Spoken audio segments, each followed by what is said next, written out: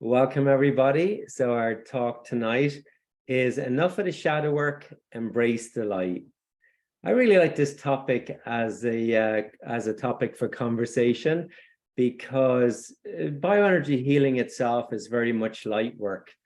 That's like, it's not just a spiritual concept of light workers. Like, we are light workers working with the light, bringing unconscious into consciousness, helping people dissolve and release pain from their body, helping people release the stuck emotions that are in their body, negative thoughts people don't even know they have, or they've had them for so long they don't even realize that they have them. And the work I do in bioenergy through sessions and training is all helping people come off that autopilot and come into more consciousness. So that as a topic, you could say, is light work. It's bringing consciousness into the unconscious. It's bringing light into the shadow realm, the area where we sometimes go into repetitive mode, doing the same things over and over, unaware to ourselves of how to make change or how to get out of those situations. And healing is really coming together and realizing that sometimes we can't do it all on our own because we have a blind spot. We can't always see, like other people can see stuff for us, but we can't always see it for ourselves. And sometimes that act of kindness is allowing other people into our field to help us and support us in our healing journey. So when I was thinking of this topic, enough of the shadow work, embrace the light, it was really a topic towards people who are maybe already on the healing path, people who are already doing the healing work and the healing process, and are maybe used to working like the shadow work. And so by the shadow work, meaning working to dissolve your ego, working to dissolve your ego is not necessarily a bad thing. Your ego is really the childhood trauma or the patterns that we have from childhood that maybe are causing us wounding. They could also be from our family's lineage. They could be passed on. And shadow work is like going into those areas and helping to process them and release them. Some people do it directly through shadow work. Other people do it through light work. And the light kind of, you could say when we do light work, it adds awareness to the areas that we were previously unaware of. Sorry, just adding a few more people in here. So on our talk tonight, embrace enough of the shadow work, embrace the light. It's based on the concept that, well, let's kind of go back a little bit. So we'll start with the last 3 years.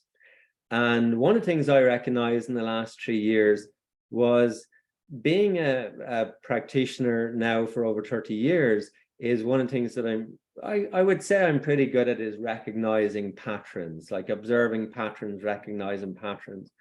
And one of the things that I saw, from the beginning of COVID to now, is that the whole world has been going through a healing. Like in bioenergy, we do like a course of treatment, which is 5 sessions. And you can see people go through this healing journey over the 5 sessions. But the pattern of healing is very recognizable when you know what you're looking for. So, when people come in for healing, they often have stuff inside them that they need to release, they need to let go of, they need to purge in order to like claim their full health and well-being.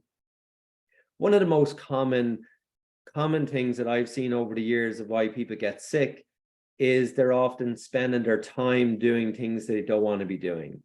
And, your work plays a big part of that. If you're doing work that you don't want to be doing, maybe at one time in your life, that was fine. There was a time in your life where you're doing your work and you loved it. And then you reach another point in time where you've outgrown it or you've changed, but you're still doing the same work. And then that contrast between wanting to move on and then feeling you have to keep doing it for financial security, the contrast between that is the conflict. And then that conflict can cause illness and sickness in the body. Not overnight, but over weeks or months, or for some people even over years, that can cause conflict. Does that make sense? Beautiful, thank you. So the first kind of point that I wanted to touch upon tonight was understanding the shifting energies.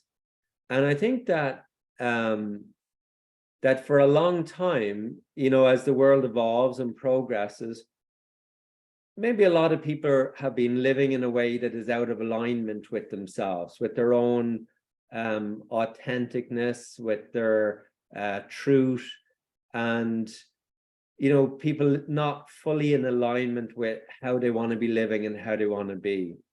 And then that shows up as conflict, illness, or sickness in the body. And then we have, like, you know, 3 years ago, the COVID, where the whole world seemed to stop for a while, or at the very least slow down, or at the very least get disrupted. And it's kind of like, I sometimes think of it as, and I know I mentioned this before, but I'm going to bring it out again. I love my pendulum. And the pendulum is really good because the pendulum is a really good representation, I believe, of how energy can flow and move and how healing takes place. And when you think of the pendulum doesn't have to do anything to be in its center. The pendulum is in its center right there. But if I push the pendulum off its center, as soon as I let go, it swings to the opposite side. And it can go back and forth a bit before it finds its center. Now, the further the pendulum is off its center, like if it's all the way up here, when we finally let go of control, or something happens that forces us to let go, the pendulum goes swinging in the opposite direction. And for me, I feel like that's what the world has been going through over the last few years. It's been going back and forth. And how I notice that is the increase in duality. So that increased duality, where it seems that, has anybody noticed, like even people that you know, or you feel like you're friends with, or you know well, and some people seem to go a bit crazy in the last few years, like get really like judgmental or critical or blaming, and like fear, like massive amount of fear, and like an unprecedented amount. And fair enough, it's like, if you were listening to the media, you'd have a reason to be fearful. At the same time, one of the things I noticed, that when I was down by the ocean and just breathing, or out in nature, everything is okay, right? Like in the present moment, everything is okay. But if we're listening to the world's news, you know, it would seem like the world is falling apart and everybody's going to die, you know? And it's kind of like, it's interesting how some people will get caught up in that, and some people will really not listening to what's going on in the present moment, not listening to what's happening in their body, but they're listening to mainstream media, which seems crazy to me, but you know, but people, like, because they see it on TV, they think it's true or it's real, and not realizing the system that's in place that media filters down through. And so the first thing I kind of notice is the shift in energy is really what happened in like 2020, is the pendulum, which is our collective consciousness, was so far out that in whatever caused the disturbance, it literally went spinning in the opposite direction. So it's like the duality got really increased from one perspective to the other. Even families started like fighting and arguing with each other over everything from COVID to vaccines to getting tested to wearing masks. Like, you know, a lot of polarized views. Does that make sense? Like, you know, it doesn't matter which view you had. Look, we're all human at the end of the day, right? Like, we're all the same family at the end of the day.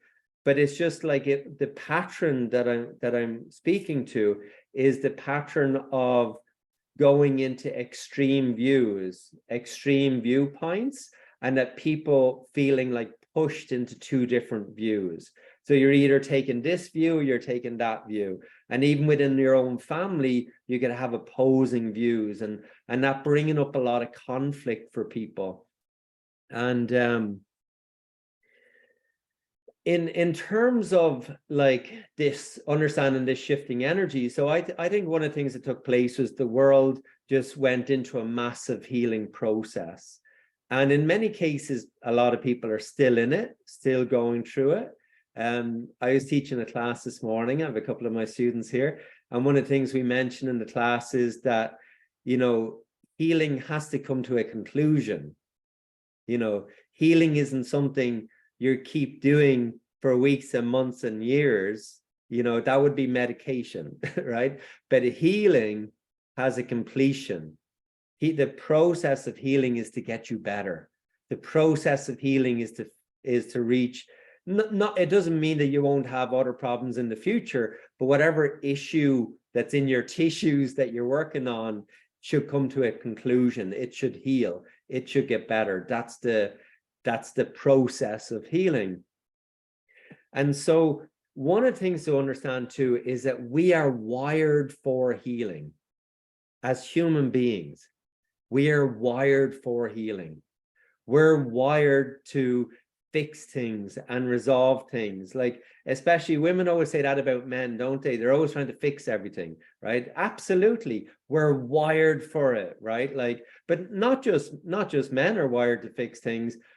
Women love to work on themselves. I think everybody does to some degree. I mean, there's people that don't, but like we're wired to want to heal ourselves, fix ourselves, make our life better. We're wired to grow.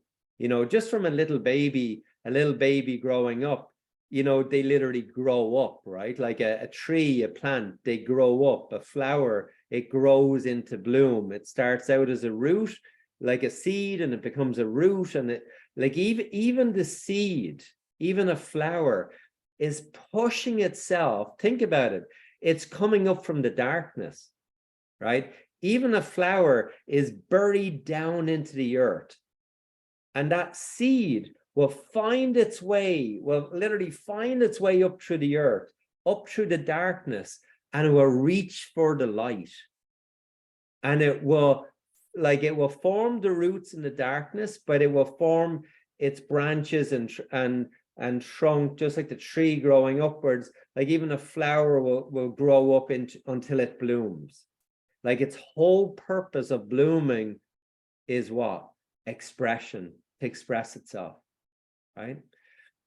And that's the nature of nature. The nature of nature is that it grows, it expands, and it expresses itself. And so as human beings, we're wired for healing. You know, if you have a cut or a bruise, your body will start to heal it. If you have a broken bone, your body will heal it. Your body is always looking to bring itself into homeostasis, into balance, into rejuvenation, back into health and well-being. And so when we're born into this world, and you know, sometimes life is like, it's the idea of life is beautiful, but the reality of life is sometimes life is pretty difficult, right? And I always say, like, in our society, like something that kind of like, we all have our things that like pisses off, but one of the things that kind of pushes my buttons is the fact that it's very hard to even be still without feeling you have to do something. You have to work, you've got to pay your bills, you got to pay for the land that you're standing on, or at least rent it. Even if you have a car, you can't even just park your car. You got to pay to keep your car there, even if you're not driving. There's this pressure on us, right? Like there's a pressure on us to always have to be going, doing, achieving, accomplishing. So there's a pressure on us to have to get somewhere.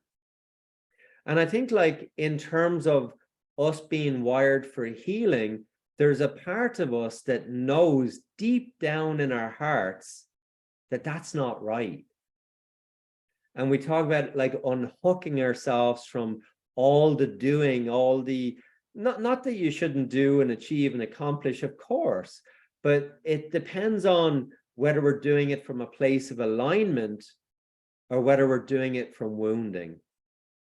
And whether we're accomplishing and achieving because of our wounding. In fact, it's often people with trauma are the people who are actually, like, there's a point in which people with trauma are sometimes more successful business-wise because the trauma is what pushes them. Too much trauma debilitates, a little bit of trauma actually motivates people. So it's a very interesting topic, you know, and sorry, just adding some more people here.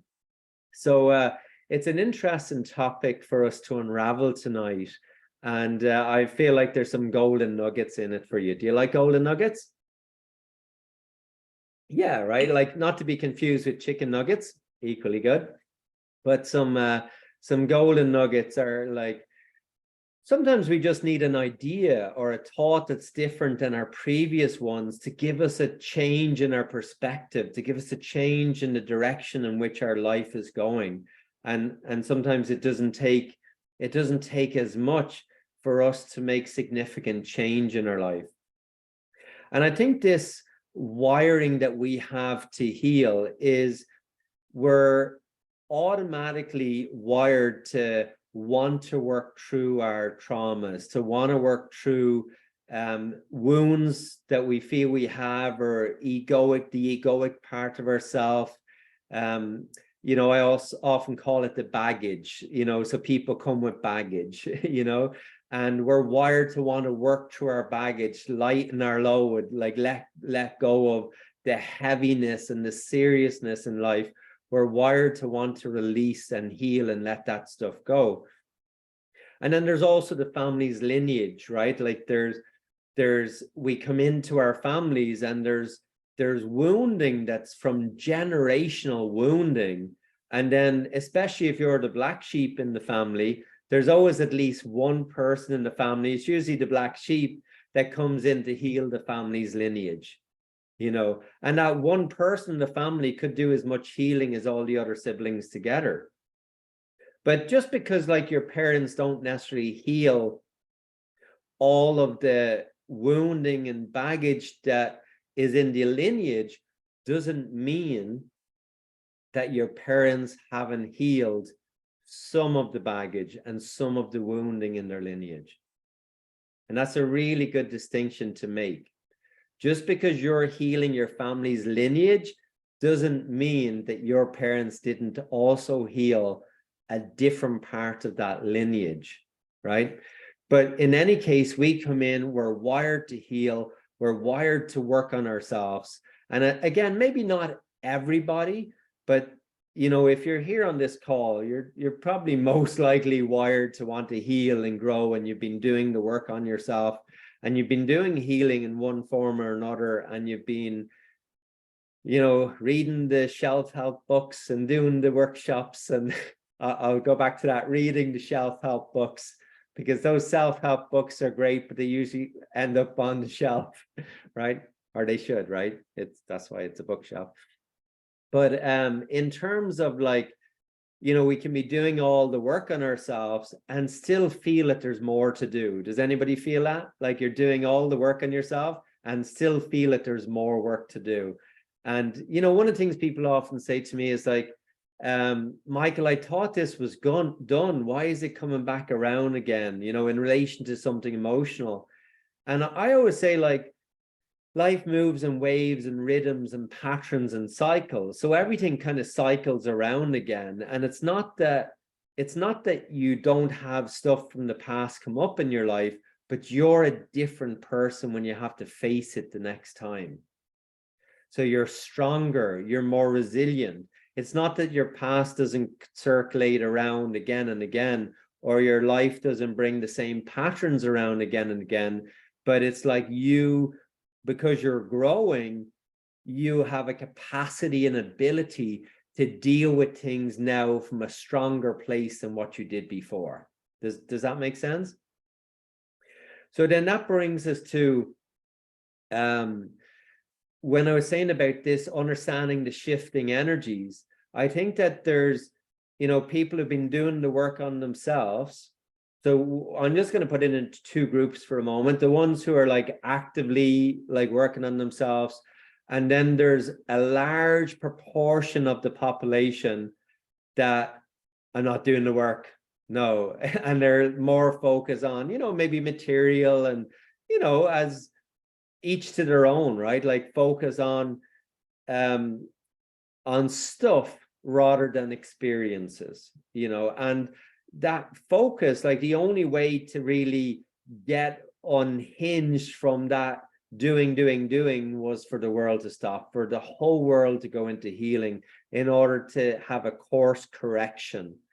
And part of that, there's so much in this subject, but I'm gonna do my best to break it down and give it to you in a couple of bites, if that's okay. So bear with me. I know there's a lot in this.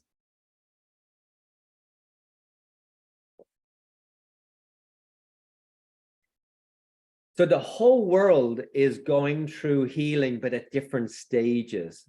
So if you've been on your healing journey and if you've been doing your work, you're probably at a different stage than someone who hasn't been doing any work, right? And then people are being forced, whether they want to or not. Sometimes we say kicking and screaming, people are being forced into that polarization.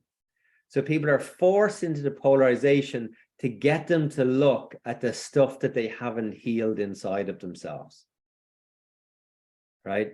Because one of the things even about judgment is when you're judging other people, you don't even know that you have that judgment inside you until something triggers you and brings it up and projects it outside of you.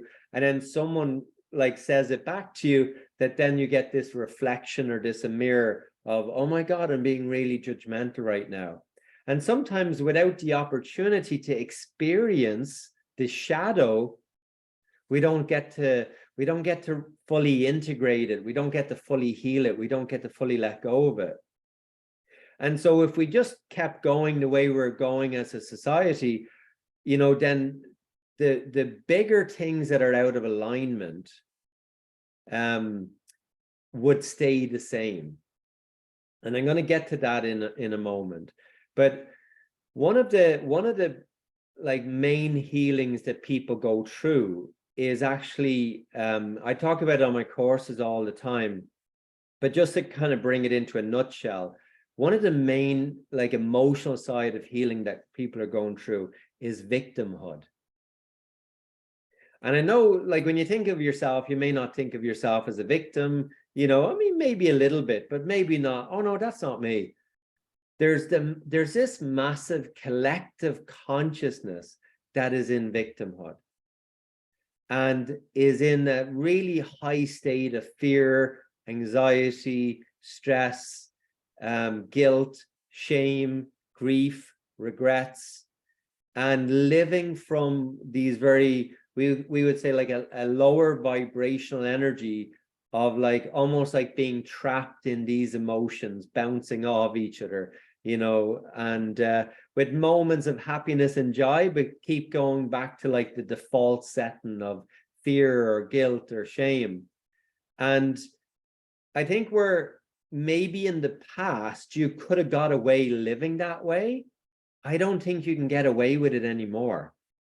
And one of the things I found with the shifting energies in sessions and stuff, like talking to clients, was that in the past couple of years, it's getting harder and harder and harder for people to live out of alignment, right? To live out of alignment, to be doing what doesn't resonate with them as truth, as authenticness, as love, as joy, as peace, as acceptance, living in ways where even with family members, and we all say like, well, you love your family and you got to do your best with your family. But, you know, if people are in unhealthy relationships with their family and they don't have good boundaries with them, I've seen those people split with their family. You know, despite all the years of them saying, you know, oh, you have to work through stuff, you have to work through stuff. I've seen it's like in the last couple of years, people leaving jobs, people leaving relationships, people leaving family situations more than ever before. And so as I watch and observe that pattern, I think one of the things that I notice with it, because the world is going through this healing process, people are purging and have been purging the things in their life that are not bringing them joy, the things in their life that are not in alignment. And sometimes we have to let go of things in order to find ourselves. Sometimes we have to let go of things in order to find our boundaries. We got to stand up for ourselves. We got to speak out for ourselves. You know, it can be all about creating healthy boundaries. As we come into alignment and we love and accept ourselves more, then it's no longer acceptable to have someone mistreating you, whether that's a job, whether that's a relationship, and even if that's your family, you know. So we've been going through this reshuffling, right? So with that though, there's a term maybe you've come across many, many times, and it's called the Great Awakening or the Awakening. And it's different from this concept of woke. So this idea of woke, Hollywood woke, is a very different concept. But awakening is more when the brow chakra opens up and we start to see things that we didn't see before. We start to see patterns. We start to see connections between things. And we start to see, and I'm going to speak directly to it, we start to see the darkness.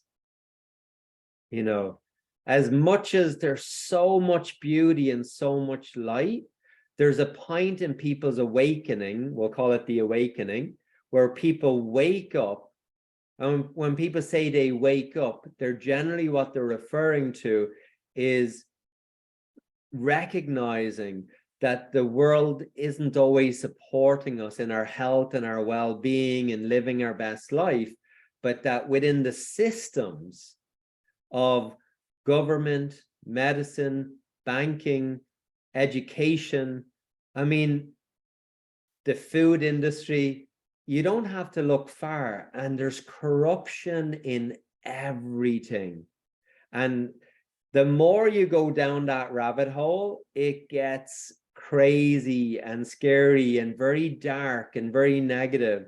And when people start waking up to it and they start researching, it never ends. You can keep going down that hole.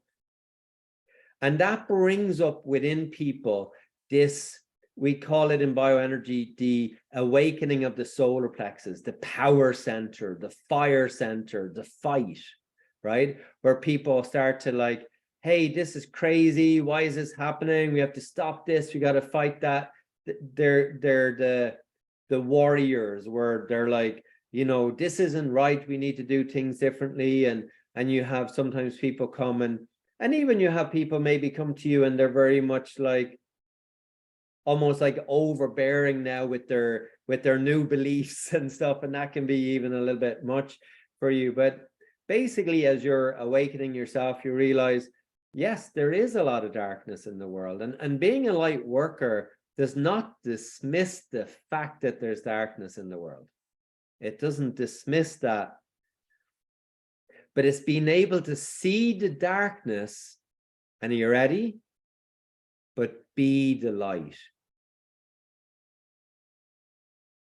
To be able to see the darkness, but be the light. That is the work that we're here to do. All of us, that is the work that is awakening up inside you. That your beingness, by you being in your light, you counteract people being in their darkness. And the more you let your light shine, the more you embrace your light. And I'm going to come to that in a moment of why people have trouble embracing their light. You know, actually, I'll touch upon it right now. Have you ever noticed that when things are going really well in your life and things are going good, what do? You look around to see what's around the corner, because it's almost like when you're in your light and things are going really well and you're having good things happen in your life, it's almost like you expect something to go wrong, right? And so does this make sense to anybody, right? Or is it just me? Yeah, making sense. Good. Okay. So we're conditioned, and that's another one of our wounds. We're literally conditioned and programmed that whenever we rise and elevate in our light, we're conditioned and programmed to go back down into our darkness. And even all the beautiful healing work and all the beautiful practices to go in and work on the darkness, this is so important work that everybody needs to do. But there's also a point where you can't keep focusing on the darkness. You can't keep focusing on the shadow work, because one of the principles of bioenergy, and you may have heard it from other places too, but it's one of the principles of bioenergy, is that what you focus on expands. And so even if you're focused on, fighting against darkness or corruption or evil, energetically, you can never make a change in something when you're fighting against it. The energy matches that. And so one of the ways that energy transforms is when we come into our light and we come into our center, right? See, if we're not in our center, then our light casts a shadow. Even our light casts a shadow. So like if you imagine that light is coming into me from here, it casts a shadow over this side. If light is coming in from here, it casts a shadow over this side. If it's coming in from the back, it casts a shadow here. Or if light is coming into my front and my heart, it casts a shadow at the back, right? So even though we can be in our light, we can still be casting shadow. So when you think of like light as being directly above our head and coming directly in over us, kind of like a what would you say, like a baseball game where they have the lights directly overhead and there's no shadow, the light simply comes straight through. And so I think of that sometimes as a concept of the more I'm in my alignment, the less shadow I'm casting to have to work through, release, and heal. And so the more we, as each of us, come into our alignment, then we start to collectively dissolve the shadow. But if we're fighting against the shadow, it can perpetuate the shadow.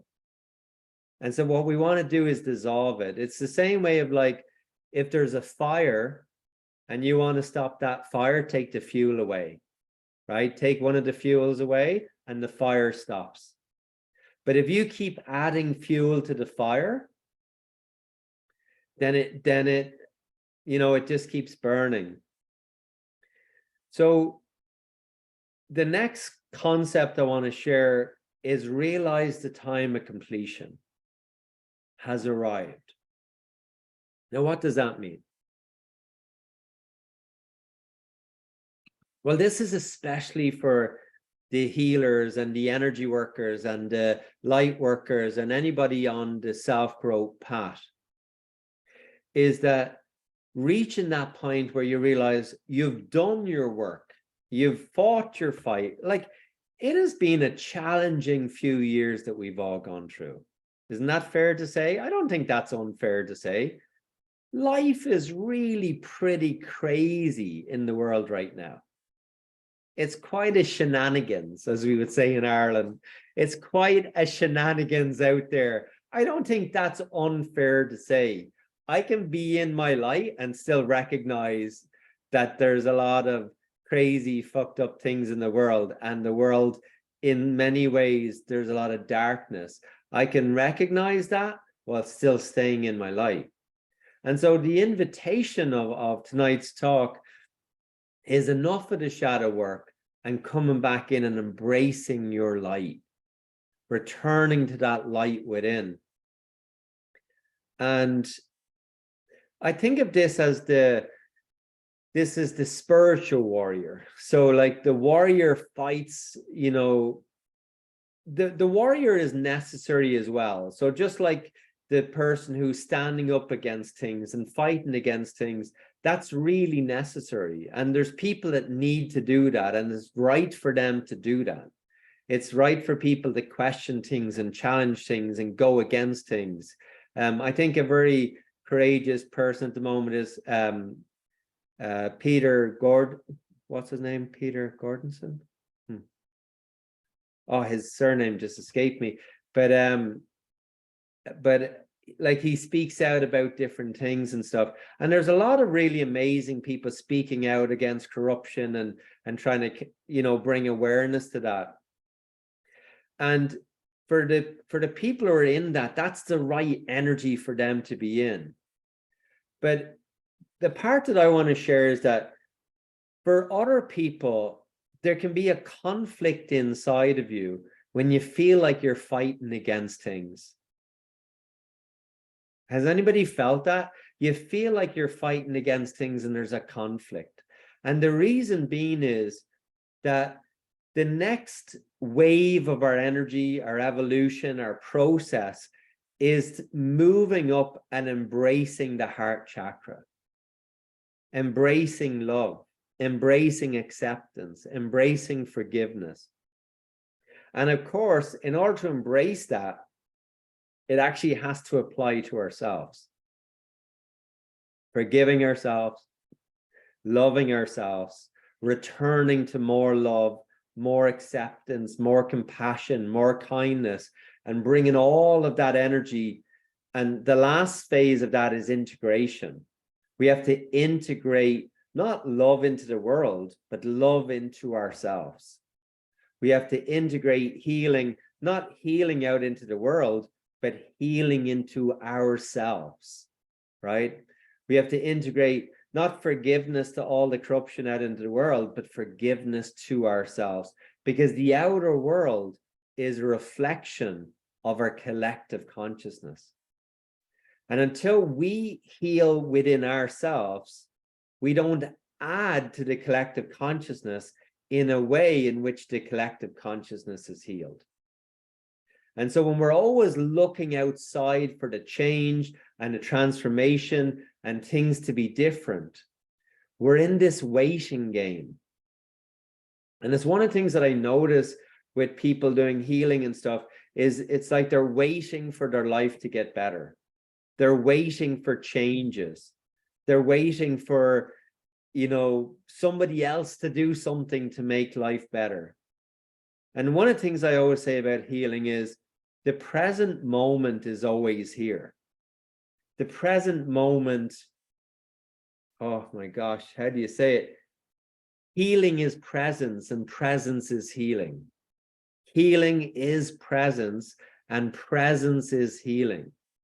And as we come into the present moment, as we return back into alignment, then we start to transition from the warrior of the solar plexus to the spiritual warrior of the heart chakra.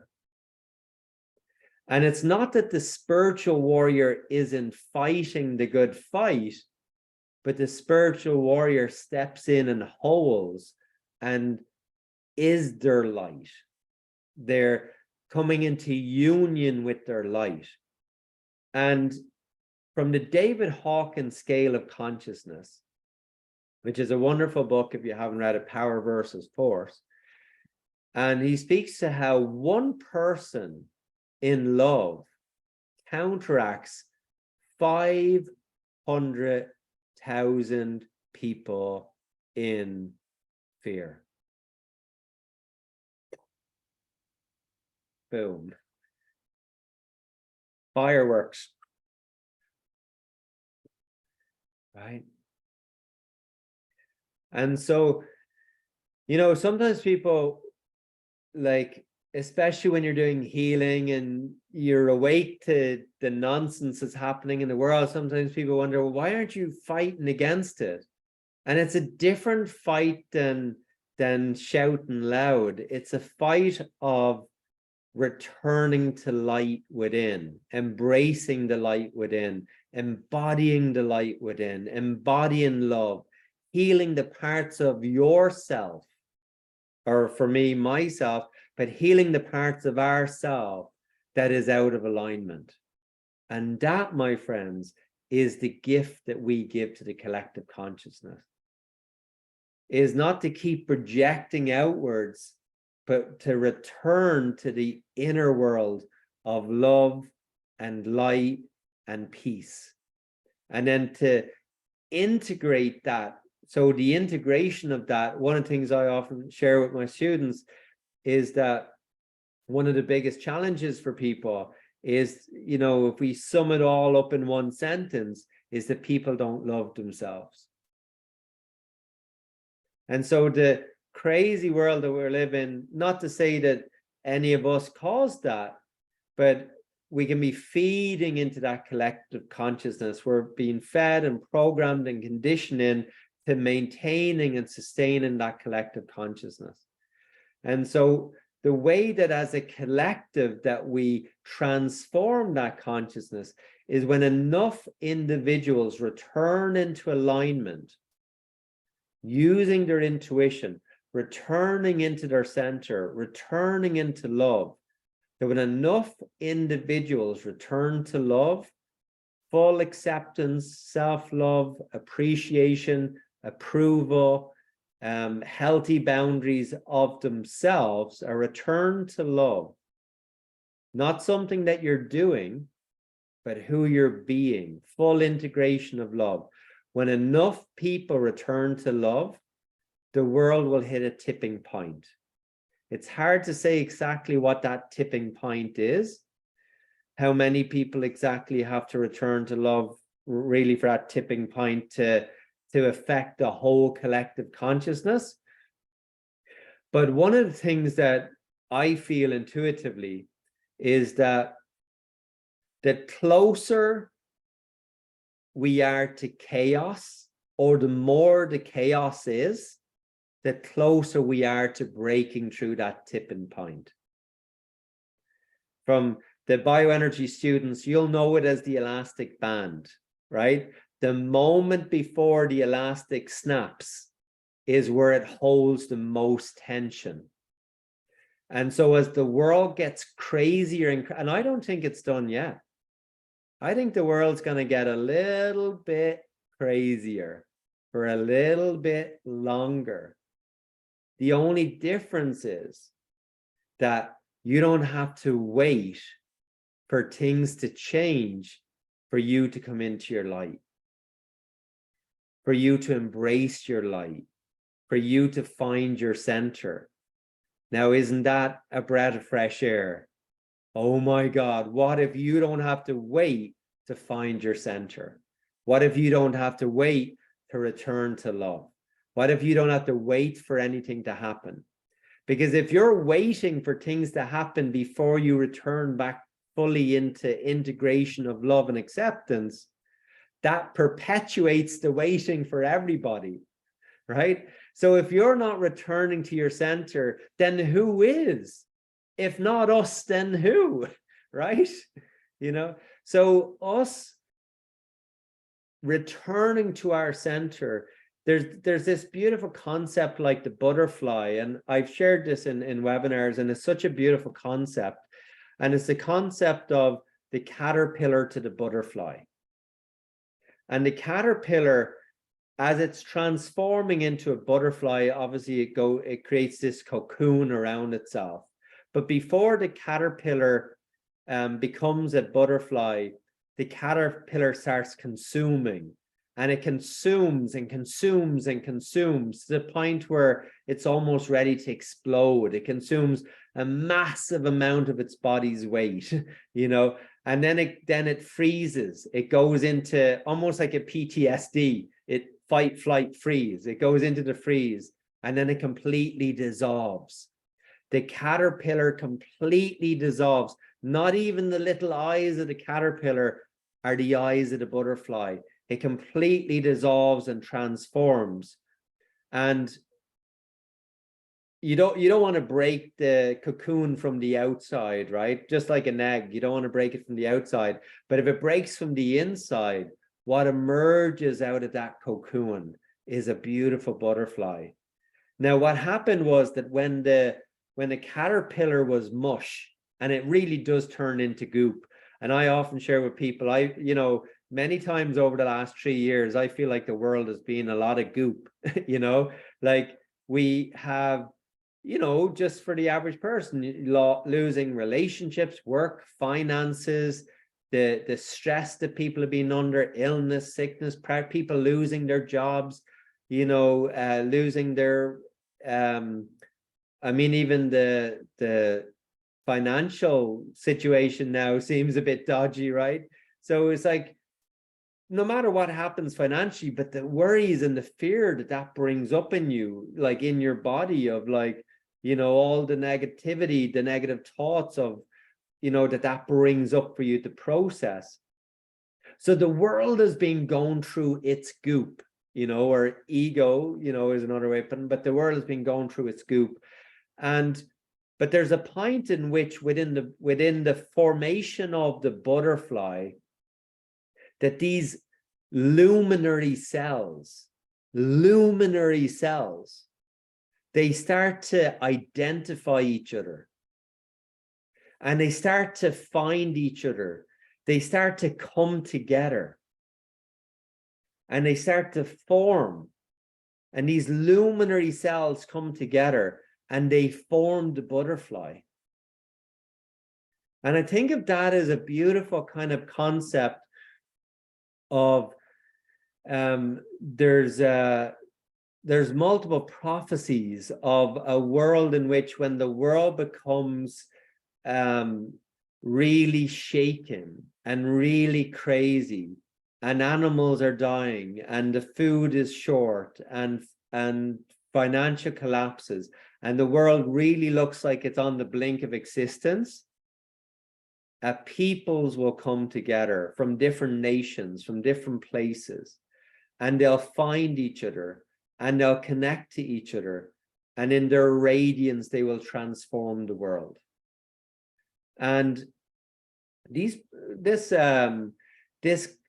kind of prophecy or concept, I feel that we're on the brink of that yeah, the world is getting crazy, but it's not like the world was always crazy. It's just we didn't see it.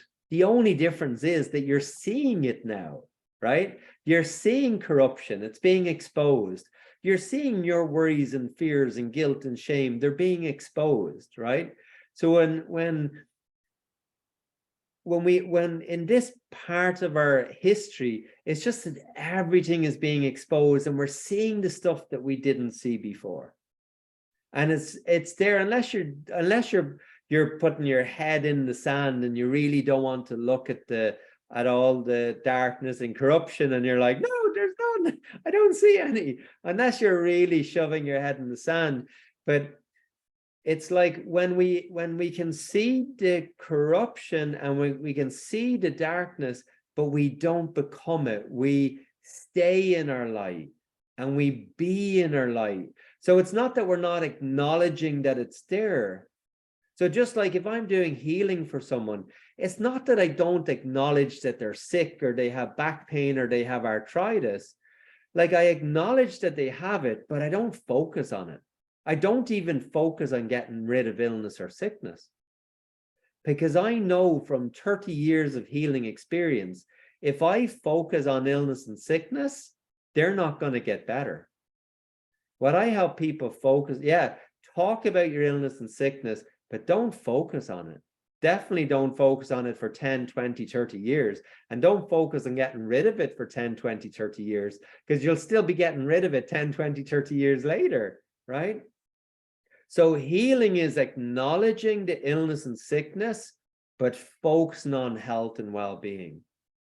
And so when it comes to a spiritual shifting consciousness, recognize you've done your shadow work.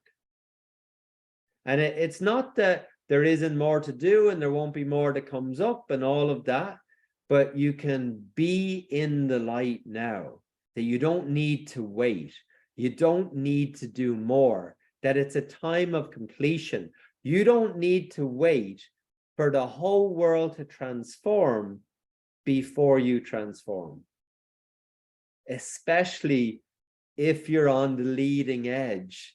If you're on the leading edge, then as you transform and change, the people around you transform and change. If you're the black sheep in your family, you've always been the one that changes first. So we got to stop waiting for other people to change. You know the old saying, be the change, right? Be the change, you know. And so let me just take a breather. This is a whole lot of stuff coming through. But by a show of heads, is this making sense? Beautiful, thank you. So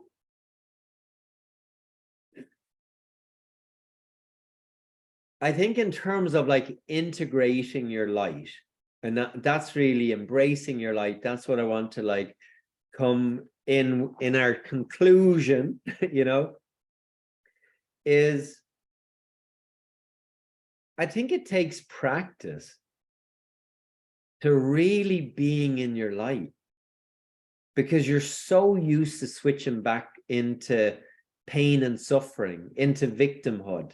Something really good happens, you'll find something to fuck it up, right? Something really good happens, you'll find something that counteracts it so that you can maintain a balance.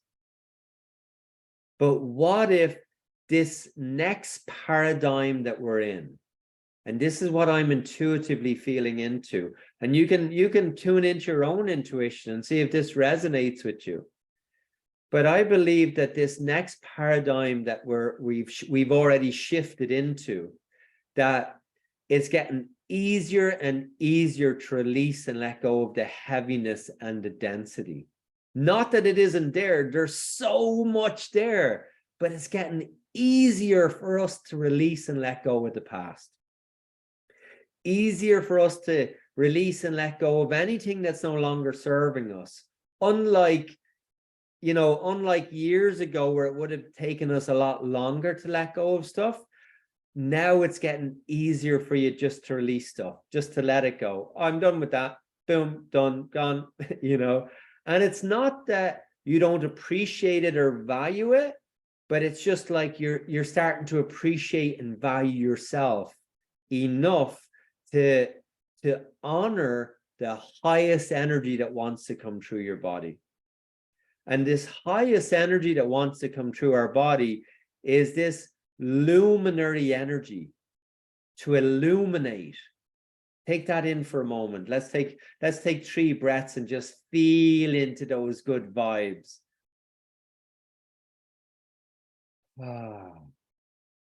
Let's take another deep breath. Breathe in and breathe it out with a big sigh. Shake off anything that isn't that light. And one more breath in, breathe in, not your last breath, but do take a breath in, breathe in. And just breathing all this illuminary energy, because luminaries, we're finding each other, we're connecting with each other, we're, you know, whether it's me or someone else, you're finding your tribes, you're finding the people that you resonate with. We're coming together. There's no stopping what's coming. The amount of light that is flooding into the planet right now, the amount of light that is resonating and transforming your body, your mind, and spirit. The solar system that we're in, the sun is changing. And the Earth's magnetic field, the Schumann resonance, that's normally at 7.83 hertz. The Schumann resonance has been going crazy for the past 3 years. Unprecedented. Like, massive levels up to like 60, 70 in the Schumann resonance. You know, even higher than that it's hit, but it's hit 60 many, many times in the last, and it's normally 7.83 hertz. And every time the Schumann resonance have these massive spikes, it shifts the things in our body. It loosens up the earth, just like if you have weeds in the ground and you can't take them out because the soil is so firm. It's like when the Schumann resonance changes, it's just as if all the soil got turned over and you just pull the weeds out of the ground. When our energy spikes like that, it's really easy for us to let go of stuff. And so as the Schumann resonance is changing, and I think it's in some way to do with the sun, but these changes that are taking place, the Buddhists call it the golden age. What a great name, the golden age, you know. And this golden age is this 26,000 year cycle, roughly 26,000 years, this cycle that we're in of 1,000 years of light. So we're in this cycle of 1,000 years of intense light. And so there's these moments where in the stillness, if you notice in the energy all around you, no matter how fucked up the world is, you know, and I'm Irish, excuse my French, we speak French in Ireland, but no matter how crazy the world is, this energy around you is so tangible and is so full of light frequencies that you can almost touch it. It's like lucid. It's so tangible, these energies that are coming into our bodies, that are inviting us to return into our luminary selves, to breathe in that luminary energy, that light body, to stand in the presence of our light, you know, to not to necessarily have to do anything, but just to be in our light. And then when we're in our light, take whatever spontaneous right action emerges. So whatever spontaneous right action emerges from that place of light, take that action. And you'll achieve so much more with so little effort. And your intuition will guide you in ways that I call it the 5D. So not to be confused with 5G, that's connecting things. 5D is another way in which we're all connected and we're all finding each other. And as we tune into the 5D, this intuitive fifth dimensional aspect of ourselves, the wisdom that is flowing through us and channeling through us is guiding us into course correction for our lives. And as we come in individually into course correction, when enough people are radiating their light, the tipping point transforms. And in that point where it seems like the world is falling apart, that it's worse, that's the point where the world completely transforms, where the world completely heals. And your gift in this and your participation in this, that no matter what happens in the world, that you stay in your light, that you trust that it's all part of the unfoldment for the highest good of everybody, and that you stay in alignment with that, like a tuning fork, like a frequency that you're tuned into, like a radio station. There's all the different frequencies, but the only one you're listening to, the only thing you're tuned into is the frequency where the world transforms and returns into alignment, into love.